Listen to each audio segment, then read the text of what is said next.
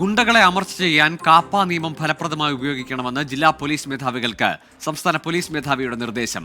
ചില പോലീസുകാർ ഗുണ്ടകളെ സഹായിക്കുന്ന പ്രവണത ഉണ്ടെങ്കിൽ മുളയില്ലേ നുള്ളണം. ലഹരിക്കും സൈബർ കുറ്റകൃത്യങ്ങൾക്കുമെതിരെ പഴുതടച്ച അന്വേഷണം ഉറപ്പാക്കണമെന്നും പോലീസ് ആസ്ഥാനത്ത് ചേർന്ന അവലോകന യോഗത്തിൽ DGP പറഞ്ഞു. പോയ വർഷത്തെ കുറ്റകൃത്യങ്ങളുടെയും തുടർ നടപടികളെയും കുറിച്ച് ചർച്ച ചെയ്യാനാണ് പോലീസ് ആസ്ഥാനത്ത് അവലോകന യോഗം വിളിച്ചു ചേർത്തത്. ADGPമാർ, സോൺ IG മാർ, IG ട്രാഫിക്, റേഞ്ച് DIGമാർ, ജില്ലാ പോലീസ് മേധാവികൾ എന്നിവർ യോഗത്തിൽ പങ്കെടുത്തു. സംസ്ഥാനത്ത് ഗുണ്ട അതിക്രമ സംഭവങ്ങൾ കൂടുന്ന പശ്ചാത്തലത്തിലാണ് തടയാൻ കാപ്പ നിയമം ഫലപ്രദമായി ഉപയോഗിക്കണമെന്ന നിർദ്ദേശം നൽകിയത്.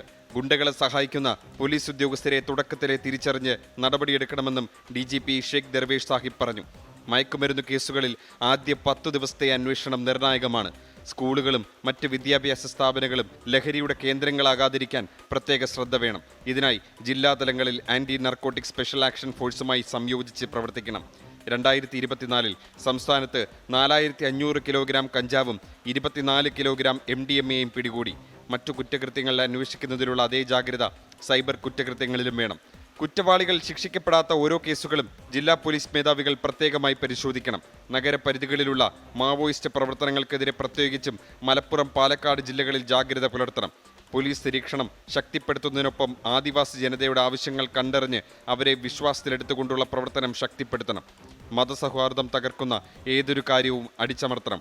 കുടുംബ തർക്കങ്ങൾ കൊലപാതകത്തിലേക്ക് എത്തുന്ന പ്രവണത കൂടി വരുന്നു.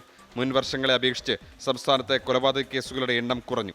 335 കൊലപാതക കേസുകളിൽ 331 എണ്ണത്തിലും പ്രതികളെ കണ്ടെത്താനായി. 24 തിരുവനന്തപുരം.